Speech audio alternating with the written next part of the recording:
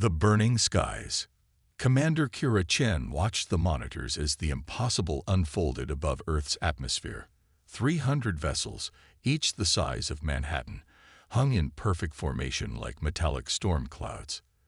The Vrak had arrived. All conventional weapons have failed to penetrate their shields, reported Lieutenant Marcus Webb, his voice steady despite the sweat beading on his forehead. Nuclear strikes, railguns, directed energy weapons, nothing's working. The first wave hit Tokyo at dawn, not with bombs or lasers, but with something far worse. The Vrak ships released clouds of microscopic machines that consumed everything organic. Buildings remained standing while every living thing, people, animals, even plants, dissolved into gray dust within minutes.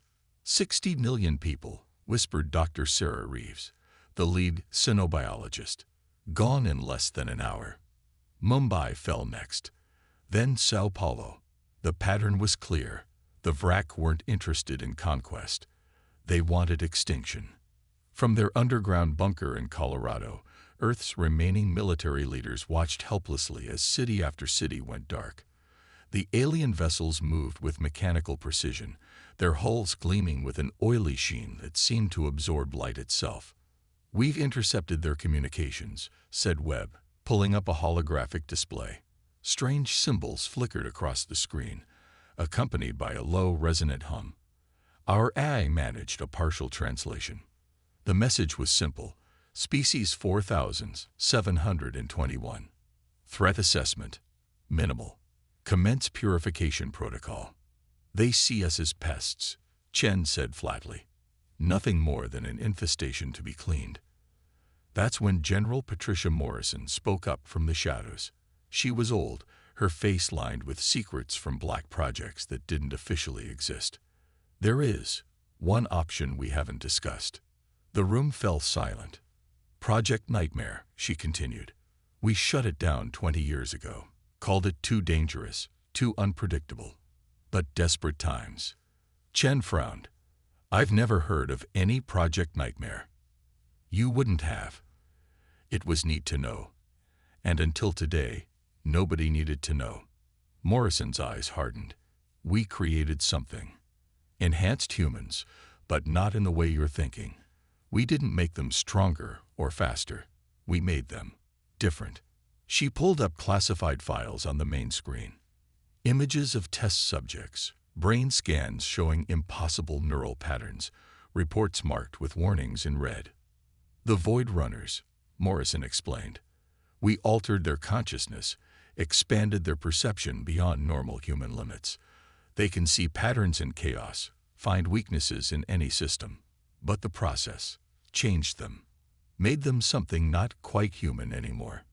"Where are they now?" asked Chen. "In stasis, deep beneath the Arctic ice. 12 of them. We locked them away because we couldn't control them. But maybe that's exactly what we need right now." Above them, the Vrak continued their methodical extermination. Los Angeles vanished in a cloud of gray. Mexico City followed. Humanity was running out of time. "Do it," Chen ordered. "Wake them up." The Arctic facility hadn't been accessed in 2 decades. When the stasis pods opened, 12 figures emerged, their movements fluid and unsettling. Their eyes held an otherworldly gleam, pupils dilated to near black circles. The one who seemed to be their leader, a woman called Echo, tilted her head as she studied the briefing data. "The Vrak," she said, her voice carrying harmonics that shouldn't exist in human vocal cords. "Crystalline consciousness, hive-linked, vulnerable." "Vulnerable how?" Chen asked over the secure channel. Echo smiled, and it wasn't entirely human. "They think in straight lines. Perfect order, perfect logic. But chaos terrifies them. And we are chaos incarnate." While Earth's remaining forces prepared for what might be humanity's last stand, the Void Runners disappeared into the shadows. They moved like smoke, infiltrating Vrak positions using methods that defied conventional physics. In the ruins of Berlin, Echo stood atop a collapsed building, staring up at the wrack mothership hovering overhead. She pressed her hand against her temple, and her eyes rolled back, showing only white. Miles above, inside the wrack command ship, Supreme Orchestrator Zeth felt something impossible, a presence in the hive mind that shouldn't exist. Chaotic thoughts bleeding into their perfect unity. Purification protocol compromised, reported the subordinate. Unknown interference detected. Zeth's crystalline form pulsed with confusion. In their million-year history of cleansing worlds, they had never encountered this. The presence felt like static in their thoughts, growing stronger, more invasive. Then the screaming started. Not physical screaming. The Vrak had no voices as humans understood them. This was psychic, a shriek of pure discord that tore through their collective consciousness. Void Runners had found a way in, and they brought humanity's greatest weapon, madness.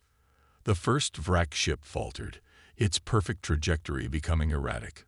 Then another.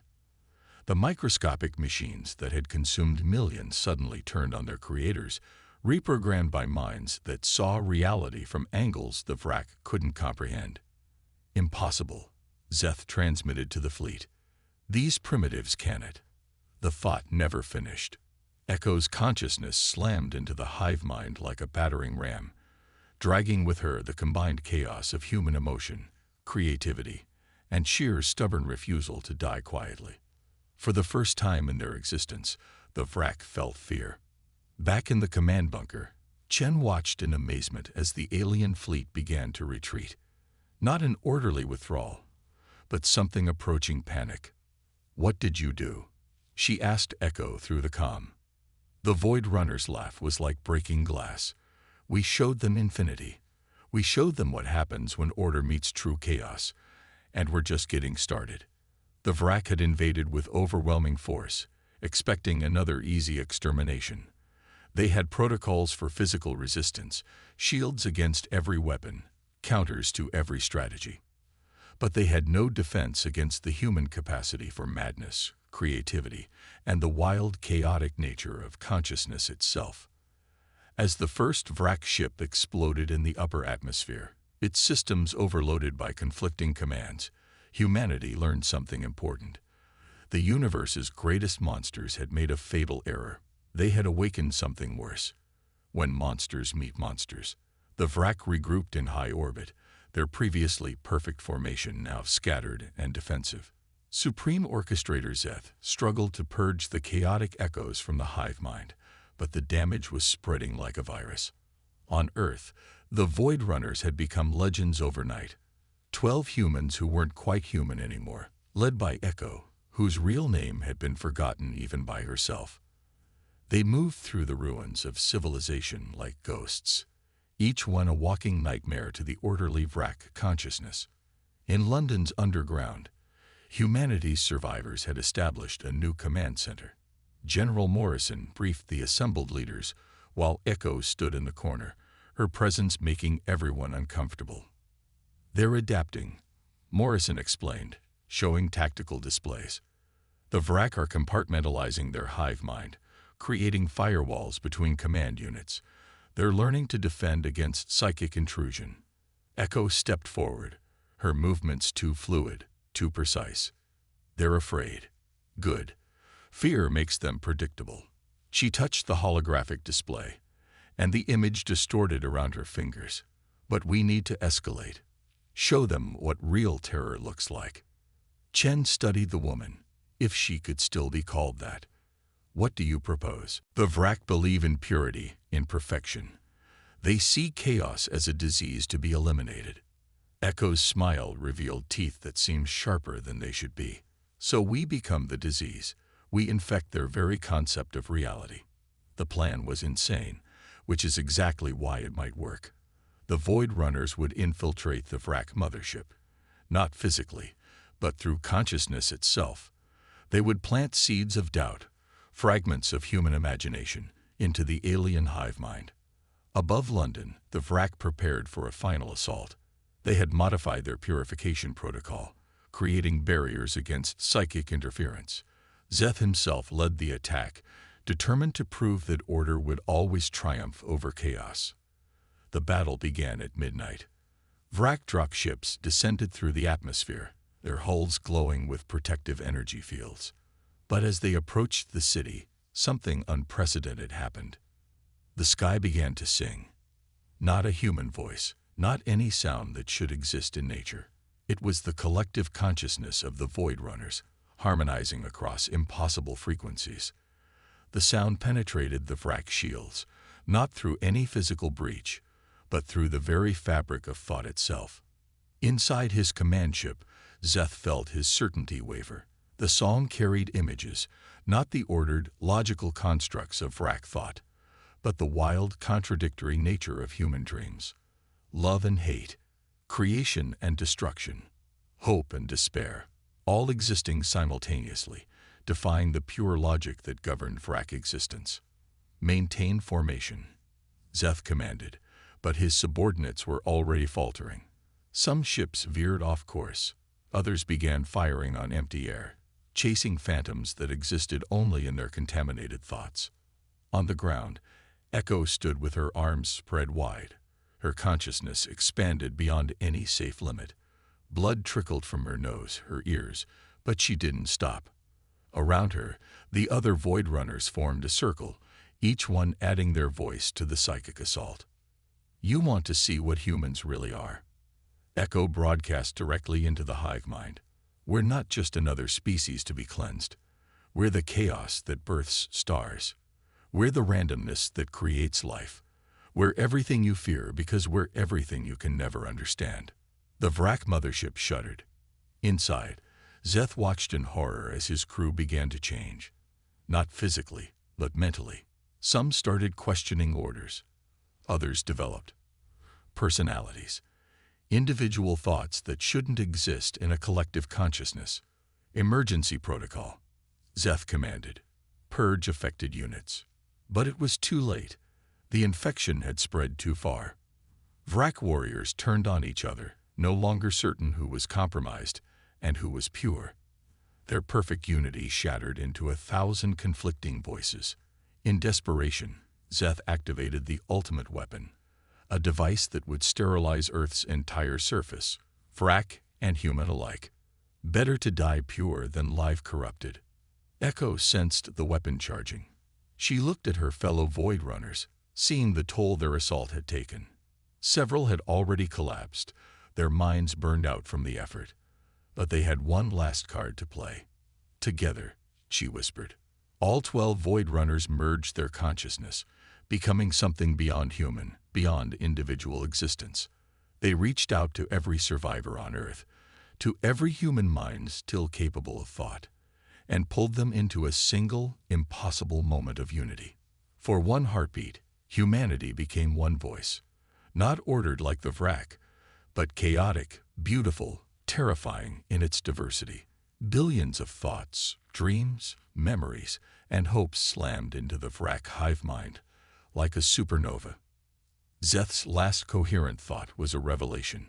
The humans hadn't won because they were stronger or smarter. They had won because they could accept chaos, thrive in it, even become it. The Vrak, in their pursuit of perfection, had never learned to adapt to the impossible.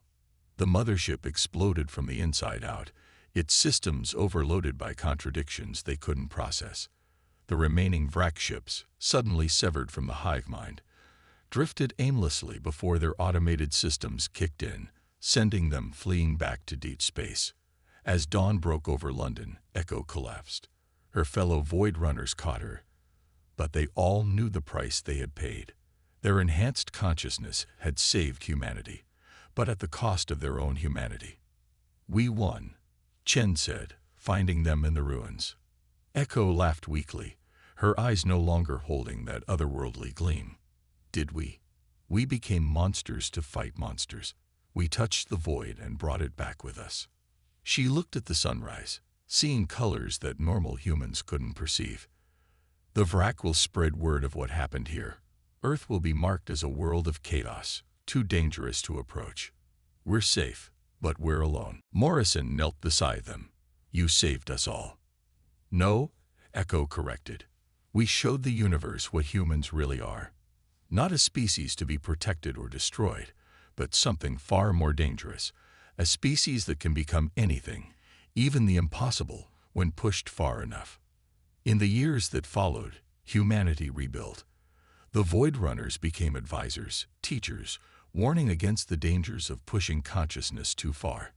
But they also prepared the next generation, knowing that somewhere in the cosmos, other threats waited. The Vrak had invaded with fire and death, expecting to face another primitive world. Instead, they had awakened humanity's true nature, not as victims or heroes, but as the most adaptable, unpredictable, and ultimately terrifying species in the galaxy. Because when monsters invade Earth, they learn a harsh truth. Humans don't just fight back. They become something worse than any nightmare the universe has ever known. And they're just getting started.